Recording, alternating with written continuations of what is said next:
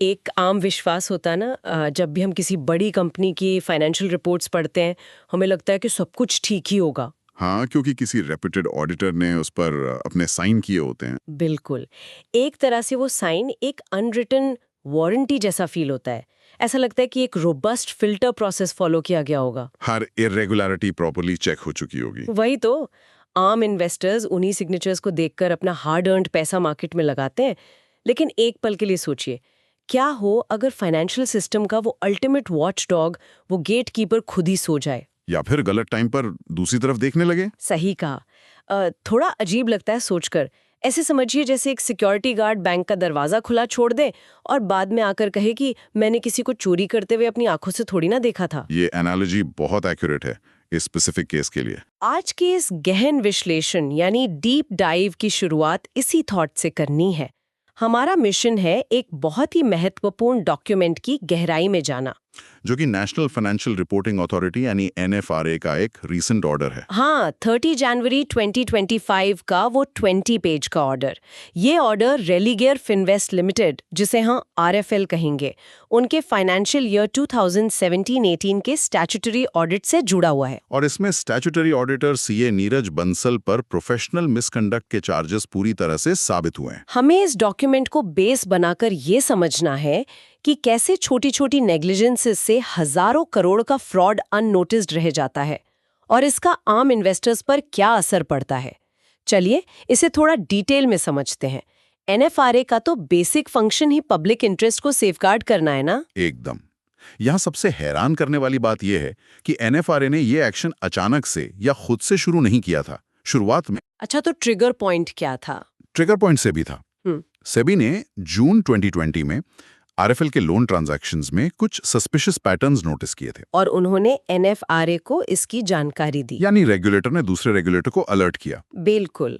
और उस tip of के बाद एनएफआरए ने सुओ मोटो यानी आगे बढ़कर इस स्टैट्यूटरी ऑडिट की जांच की। ये मुद्दा सिर्फ एक कंपनी का नहीं है, बल्कि पूरे फाइनेंशियल सिस्टम के ट्रस्ट का मुद्दा है। हाँ, क्योंकि अगर ऑडिटर्स पर से भरोसा उठ गया तो पूरा सिस्टम कोलैप्स हो सकता है। वही सबके बड़ा डर है। एनएफआरए ने उनकी फाइल्स मंगवाई और देखा कि फंडामेंटल ब्रीचेस हुए हैं। और जब मैं डॉक्यूमेंट पढ़ रही थी तो पेपर से जो डिटेल्स निकल कर आई वो सच में चौंकाने वाली थी। सबसे पहला जो massive red flag document highlight करता है वो कोई छोटा अमाउंट नहीं था। हाँ, वो करीब 2036 करोड़ रुपए का अमाउंट था। की गई थी। बोरोवर्स की क्रेडिट वर्दीनेस चेक ही नहीं की जा रही थी। अब स्टैट्यूटरी रूल्स के हिसाब से जब ऑडिटर को फ्रॉड का शक होता है तो सेक्शन 143 सबसेक्शन 12 के तहत सेंट्रल गवर्नमेंट को रिपोर्ट करना होता है ना। हाँ, एक एडीटी 4 फॉर्म फाइल करना होता है और वो भी तुरंत। पर यहाँ तुरंत तो छोड़िए, बहुत लंबा इंतजार किया गया। ऑडिटर ने एंगेजमेंट एक्सेप्ट करने के 9 महीने बाद रिपोर्ट फाइल की। यहाँ तक कि उन्होंने अपनी ऑडिट रिपोर्ट 30 मई 2018 को साइन कर दी थी। और फ्रॉड की रिपोर्टिंग जुलाई 2018 में जाकर हुई, मतलब ऑडिट साइन होने के भी बाद। 2036 करोड़ का सस्पेक्टेड फ्रॉड और इतना लंबा डिले, पर उनका डिफेंस क्या था इस बात पर? उनका डिफेंस थोड़ा टेक्निकल था। ऑडिटर ने कहा कि उनके पास उस वक्त रीजंस टू बिलीव नहीं थे। रीजंस टू बिलीव नहीं थे, जबकि आरबीआई का लेटर उनके सामने था। उनका मानना था कि जब तक उन्हें फ्रॉड का कोई पुख्ता सबूत, जिसे कन्विंसिंग एविडेंस कहते हैं, वो नहीं मिलता, वो रिपोर्ट नहीं कर सकते। उन्हें लगा आरबीआई आगे और डिटेल्स देगा। पर क्या स्टैट्यूटरी ऑडिटर का काम फोरेंसिक इन्वेस्टिगेटर वाला होता है? यही तो पॉइंट है। अगर हम इसे ब्रॉडर कॉन्टेक्स्ट में देखें तो रूल्स क्लियरली कहते हैं कि ऑडिटर को क्रिमिनल इन्वेस्टिगेटर बनने की जरूरत नहीं है। उनका प्राइमरी काम अकाउंट्स वेरीफाई करना है। बिल्कुल। अगर इरेगुलरिटीज इतनी क्लियर थी, 2036 करोड़ का अमाउंट था, तो अर्ली वार्निंग सिस्टम की तरह इनिशियल सस्पिशन पर ही रिपोर्टिंग होनी चाहिए थी। आरबीआई का लेटर ही इनिशियल सस्पिशन के लिए काफी बड़ा ग्राउंड होना चाहिए। एग्जैक्टली।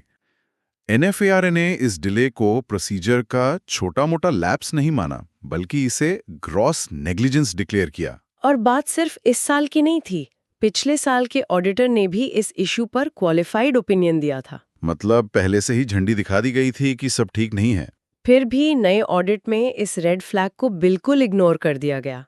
यहाँ कहानी और भी ज्यादा इंटरेस्टिंग हो जाती है जब हम ऑडिट की प्लानिंग स्टेज पर आते हैं। रिस्क असेसमेंट वाली स्टेज? हाँ, जनवरी 2018 में ऑडिटर ने जो risk assessment and response forms भरे थे, उसमें उन्होंने लिखा कि कंपनी में फ्रॉड का कोई रिस्क नहीं है। ये थोड़ा अब्सर्ड है। और तो और मैनेजमेंट ओवरराइड ऑफ कंट्रोल्स का भी कोई चांस नहीं है।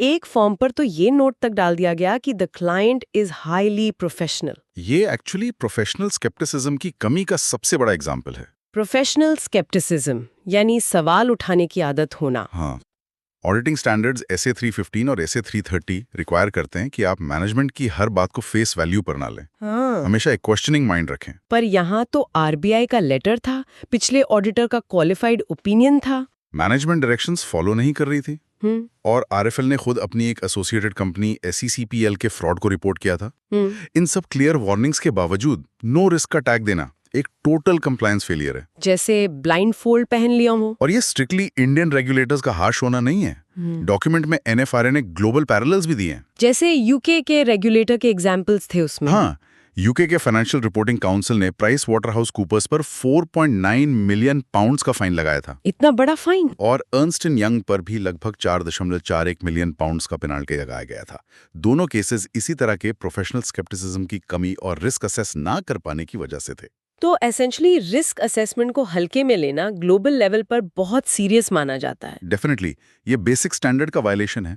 अब थोड़ा बैलेंस शीट के डिटेल्स में आते हैं, क्योंकि इसमें शेल गेम्स का जो जिक्र है वो किसी फाइनेंशियल थ्रिलर जैसा लगता है। वो OSPL इंफ्राडेल वाला मामला। वही।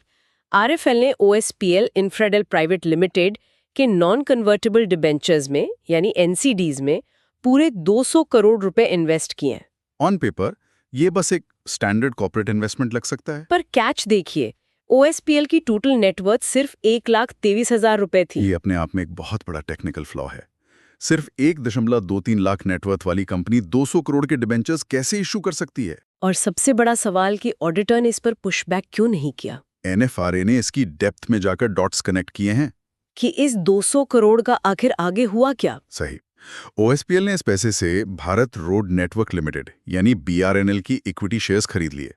और शॉकिंग बात यह है कि OSPL और BRNL दोनों SRAI ग्रुप की सिस्टर कंपनीज हैं। ये सर्कुलर फंडिंग का एक क्लासिक पैटर्न है। RFL का पैसा निकला, OSPL के थ्रू गया और वापस BRNL में चला गया। और RFL ने इस इन्वेस्टमेंट का कोई बिजनेस रैशनल वेरीफाई ही नहीं किया था ऑडिट में। कोई डिटेल्ड वेरिफिकेशन फाइल्स में मौजूद ही नहीं थी। इसके बाद एक और टेक्निकल पॉइंट मुझे बड़ा अजीब लगा, डिफर्ड टैक्स एसेट्स वाला। DTA का मैजिक। हाँ, बैलेंस शीट में 495.63 करोड़ रुपए का DTA दिखाया गया, जबकि कंपनी कंटिन्यूअसली मैसिव लॉसेस में चल रही थी। DTA का मतलब तो यही हुआ ना कि कंपनी क्लेम कर रही है कि आने वाले सालों में उन्हें प्रॉफिट होगा और वो इस टैक्स बेनिफिट को यूज कर पाएंगे। अकाउंटिंग स्टैंडर्ड 22 AS 22 के रूल्स इस पर बहुत क्लियर हैं। अगर लॉस मेकिंग सिचुएशन है तो DTA तभी रिकॉग्नाइज होगा जब फ्यूचर प्रॉफिट की वर्चुअल सर्टेनिटी हो। वर्चुअल सर्टेनिटी यानी ऑलमोस्ट पुख्ता भरोसा। और वो भरोसा सिर्फ बातों से नहीं आता, फाइल में कॉन्क्रीट कैलकुलेशन और डॉक्यूमेंटेड एविडेंस होना चाहिए। पर यहाँ ऑडिटर ने कोई इंडिपेंडेंट प्रोसीजर कंडक्ट ही नहीं किया, उन्होंने बस मैनेजमेंट के दिए गए फिगर्स पर भरोसा कर लिया। SA 200 और SA 500 के एविडेंस गैदरिंग स्टैंडर्ड्स का सीधा वायोलेशन। बिना एविडेंस लगभग 500 करोड़ का एसेट अप्रूव कर दिया गया। एक और बड़ा इशू जो डॉक्यूमेंट में डीपली एनालाइज किया गया है वो है कंसोलिडेशन फेलियर्स, जो उनकी सब्सिडरी से जुड़ा था। DFC। कंसोलिडेटेड फाइनेंशियल स्टेटमेंट्स बनाते वक्त माइनॉरिटी इंटरेस्ट की कैलकुलेशन 24.72 करोड़ दिखाई गई। पर उस फिगर को बैक करने के लिए वर्किंग पेपर्स थे ही नहीं। वही सबसे बड़ा शॉक था।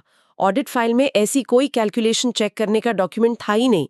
ऑडिटर ने बाद में एक्सेल शीट सबमिट करने की कोशिश की, पोस्ट फैक्टो सबमिशंस, जिसे NFRA ने क्लियरली रिजेक्ट कर दिया। पोस्ट फैक्टो सबमिशन को इतनी सख्ती से क्यों हटाया जाता है? क्योंकि ऑडिट डॉक्यूमेंटेशन की सैंक्टिटी उसी पर टिकी है। डॉक्यूमेंट साइनिंग के टाइम पर फाइल कंप्लीट होनी चाहिए।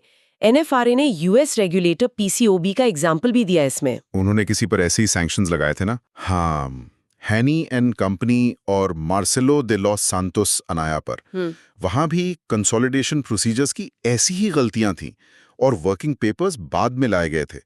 रेगुलेटर्स का मानना है कि अगर ऑडिट के वक्त पेपर नहीं था तो चेक भी नहीं हुआ था। तो इन सब का आखिर क्या मतलब निकलता है? मतलब ये कि एनफोर्समेंट अब बहुत स्ट्रिक्ट हो रही है। अगर हम पेनल्टी की बात करें तो डॉक्यूमेंट के अनुसार CA नीरज बंसल पर 5 लाख रुपए का मॉनेटरी पेनल्टी लगाया गया है। और उसके साथ एक बड़ा डिबारमेंट भी है। हाँ, उन्हें आने वाले 5 साल के लिए किसी भी कंपनी के ऑडिट या इंटरनल ऑडिट एक्टिविटीज से बैन कर दिया गया है। ये पेनल्टी सिर्फ एक फाइनेंशियल पनिशमेंट नहीं है, ये एक्चुअली पूरे प्रोफेशन के लिए क्लियर मैसेज है कि अगर अपना काम ठीक से नहीं करेंगे तो मार्केट से बाहर हो जाएंगे। का भरोसा टूट जाता है। बिल्कुल, और जब ट्रस्ट फेल होता है तो पूरी इकोनॉमी पर असर पड़ता है। इससे एक बड़ा सवाल खड़ा होता है। कैसा सवाल? अगर आज के सिस्टम में एक ह्यूमन ऑडिटर सामने दिख रहे रेड फ्लैग्स, जैसे वो 1 लाख की कंपनी में 200 करोड़ का इन्वेस्टमेंट, ऐसी चीजों को मैन्युअली वेरीफाई करने में चूक सकता है, तो आने वाले समय में क्या होगा? जब चीजें और कॉम्प्लेक्स हो जाएंगी। हाँ, जब ट्रांजैक्शंस प्योरली एआई द्वारा ड्राइव किए जाएंगे, जब एल्गोरिदम्स खुद फ्रैक्शंस ऑफ अ सेकंड में शेल कंपनीज क्रिएट करके सर्कुलर फंडिंग करेंगे। वो तो कैच करना और भी मुश्किल होगा। वही तो, क्या ह्यूमन ऑडिटर्स उन डिजिटल फ्रॉड ट्रेल्स को पकड़ पाएंगे, या हमें इन अल्ट्रा फास्ट एल्गोरिदम्स को ऑडिट करने के लिए खुद एक नए एआई वॉचडॉग की जरूरत पड़ेगी, जो बिना थके हर डिजिटल राउटिंग को इंडिपेंडेंटली एनालाइज कर सके? ये सच में सोचने वाली बात है। ये सच में एक डीप प्रोवोकिंग थॉट है। आज के इस गहन विश्लेषण से एक बात तो बिल्कुल साफ हो जाती है, चाहे मैनुअल अकाउंटिंग हो या एआई ड्रिवन फ्यूचर, किसी भी फाइनेंशियल रिकॉर्ड को पढ़ते वक्त प्रोफेशनल स्केप्टिसिज्म बनाए रखना कितना जरूरी है। सिर्फ रेप्यूटेड टैग्स या वेल फॉर्मेटेड रिपोर्ट्स पर ब्लाइंडली विश्वास नहीं किया जा सकता। हमेशा सवाल उठाते रहना चाहिए। इस इन्वेस्टिगेशन की डेप्थ से यही सबसे बड़ा लेसन मिलता है।